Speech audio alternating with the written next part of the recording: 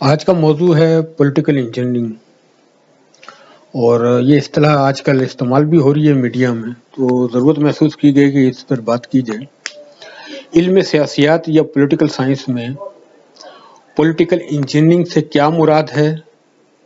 اسے سادہ الفاظ میں سمجھانے کی کوشش کروں گا۔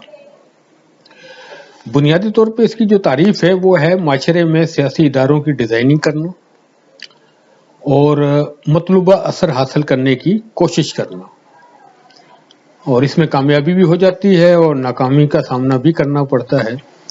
اس میں کاغذی حکم ناموں کا استعمال ہوتا ہے، قوانین، ریفرنڈم، آرڈیننس یا کسی اور صورت میں اداروں پر اثر انداز ہونا اور اس کو اس انداز سے سامنے لے کر آنا، اپنی ضرورت کو، اپنی کوشش کو، کہ اس سے ایک مطلوبہ اثر یا انفلوئنس جو ہے وہ حاصل کیا جا سکے۔ سماجی میدان میں یا سیاسی نظام میں، جمہوری سیاسی نظام میں یہ حکمت عملی کہلاتی ہے، اور اس سیاسی حکمت عملی کا استعمال ترقی یافتہ ممالک میں بھی ہوتا ہے، اور جو ترقی پذیر ممالک ہیں وہاں تو اکثر و بیشتر ہوتا ہی رہتا ہے۔ جمہوری سیاسی نظام میں اسے اچھا نہیں سمجھا جاتا، یہ کوئی زیادہ بہتر نہیں، کیونکہ اس میں جو آپ کے قوانین ہوتے ہیں، جو آپ کا آئین ہوتا ہے یا دستور ہوتا ہے، اس کو اپنے مقصود مقاصد کے لیے استعمال کرنا ہوتا ہے۔ ان قوانین کو اس انداز سے استعمال کیا جاتا ہے کہ مطلوبہ اثر و رسوخ حاصل ہو، اور یہ جو انفلوئنس یا اثر حاصل کیا جاتا ہے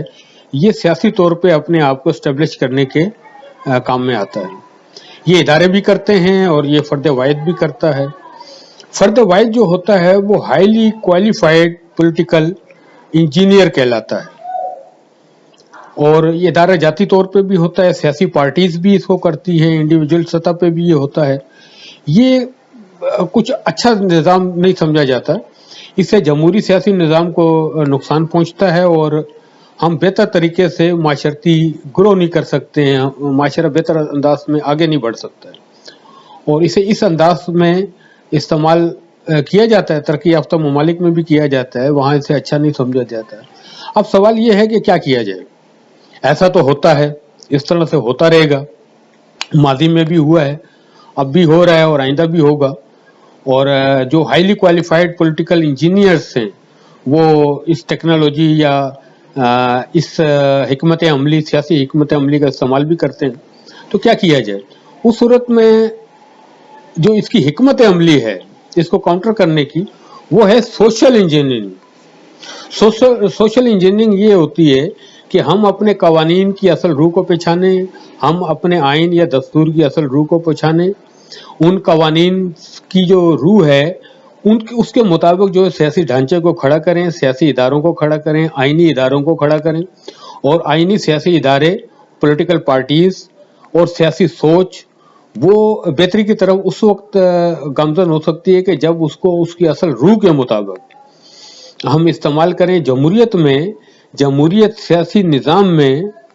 پارلیمانی سیاسی نظام میں اس بات کی بہت اہمیت ہے کہ معاشرہ کس انداز سے آگے بڑھ رہا ہے۔ ووٹرز جو ہیں ان پر تو اثر انداز ہوا جاتا ہے، وہی اصل روح ہوتے ہیں، وہی اصل طاقت ہوتی ہے۔ عوام الناس جو ہے وہ طاقت کا چشمہ کہلاتے ہیں اور ہوتے ہیں جمہوری سیاسی نظام میں۔ انہیں جس انداز سے مطلوبہ اثر حاصل کرنے کے لیے استعمال میں لایا جاتا ہے، یہ کوشش کی جاتی ہے، اس میں جہاں مثبت پہلو ہیں وہاں منفی پہلو بھی جو ہے وہ استعمال کیے جاتے ہیں۔ ادارہ جاتی جو ہے وہ اس میں کاغذی حکم ناموں، آرڈیننس اور کسی اور صورت میں بھی ایک ایسا کام، ایسی حکمت عملی بنانا جس کے نتیجے میں مطلوبہ اثر و رسوخ حاصل ہو سکے اور مطلوبہ صورتحال پیدا ہو سکے، یہ منفی رخ ہے۔ سیاسی انجینئرنگ کوئی اچھی چیز نہیں ہے، نہ ہی اسے اچھی چیز سمجھا جا سکتا ہے۔ اس کا حل جو ہے وہ ترقی یافتہ ممالک کے باشعور شہریوں میں سماجی انجینئرنگ ہے یا سوشل انجینئرنگ ہے، جس میں وہ بالکل صحیح ڈائریکشن میں چیزوں کو رکھتے ہیں، سیاسی سوچ کو اپناتے ہیں، اپنے ووٹ کا حق استعمال کرتے ہیں، صحیح ڈائریکشن میں آگے بڑھتے ہیں، اور اس طرح معاشرہ بھی صحیح ڈائریکشن میں سفر کرتا ہے، وہ ڈیولپ ہوتا ہے اور بہتر انداز میں وہ چیزیں سامنے آتی ہیں، سیاسی شعور میں اضافہ ہوتا ہے، سیاسی اور دستوری ادارے جو ہے وہ مضبوط سے مضبوط تر ہوتے چلے جاتے ہیں، اور یہ ساری چیزیں جو ہے وہ بیس کرتا ہے وہ ابتدائی سیاسی سوچ پر، جو بدقسمتی سے ہمارے معاشرے میں نہیں ہے، ویسے ہونا چاہیے۔ یہ سیاسی سوچ جس میں کوئی پولیٹیکل انجینئرنگ نہ کر سکے اور سماجی انجینئرنگ اس حد تک مضبوط اور مستحکم ہو کہ وہ جمہوری اداروں کو بڑے اچھے انداز سے آگے بڑھا سکے، معاشرے کو ڈیولپ کر سکے، اسے اچھے انداز میں سامنے لا سکے۔ تو مختصراً جو ہے وہ اس کی ضرورت محسوس کی گئی کہ اس موضوع پہ بات کی جائے۔ اس کی وجہ یہ ہے کہ آج کل میڈیا میں اس پر بات ہو رہی ہے، پولیٹیکل سائنس کے جو طالب علم ہیں وہ بھی اس کو سمجھنا چاہ رہے ہیں، عام شخص بھی اس کو سمجھنے کی کوشش کرتا ہے، یا اس کا ذہن جو ہے وہ کوشش میں ہوتا ہے کہ میں یہ پولیٹیکل انجینئرنگ کیا ہے اسے سمجھا جائے۔ تو مختصراً یہی ہے، اس میں ریفرینڈم وغیرہ بھی کرایا جا سکتا ہے پولیٹیکل انجینئرنگ میں مطلوبہ مقاصد حاصل کرنے کے لیے۔ ماضی میں ہمارے جو ہے ملک میں، پاکستان میں ریفرینڈم بھی ہوئے ہیں، اس کے نتائج بھی سامنے آئے ہیں، اس کے اثرات بھی پیدا ہوئے ہیں، اور مطلوبہ اثر حاصل کرنے کی کوشش کامیاب بھی ہوئی ہے۔